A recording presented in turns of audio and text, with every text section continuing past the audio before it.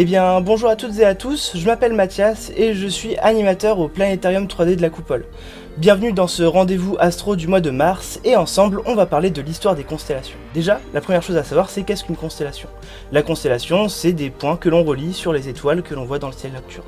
Et pour comprendre ces constellations, eh bien il faut repartir à l'époque de la Mésopotamie antique, un millénaire avant notre ère.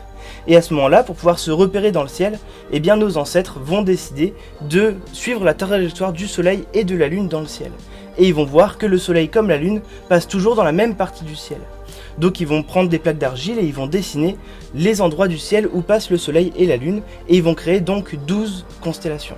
Ces constellations, aujourd'hui on en a une 13e, et ces constellations c'est ce qui forme notre zodiaque. Donc en réalité, à l'origine, le zodiaque c'est juste un moyen de suivre la trajectoire du soleil et de la lune dans le ciel nocturne. La Mésopotamie donc va laisser place petit à petit à d'autres peuples, et nous pour connaître vraiment les constellations qu'on connaît aujourd'hui, il faut repartir à la Grèce antique. Et c'est Ptolémée donc à qui on doit les constellations qu'on connaît aujourd'hui.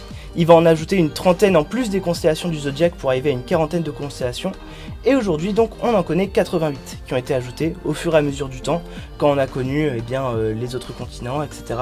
Principalement par des scientifiques du XVIIIe siècle. Voilà, donc j'espère que ce rendez-vous astro sur l'histoire des constellations vous a plu.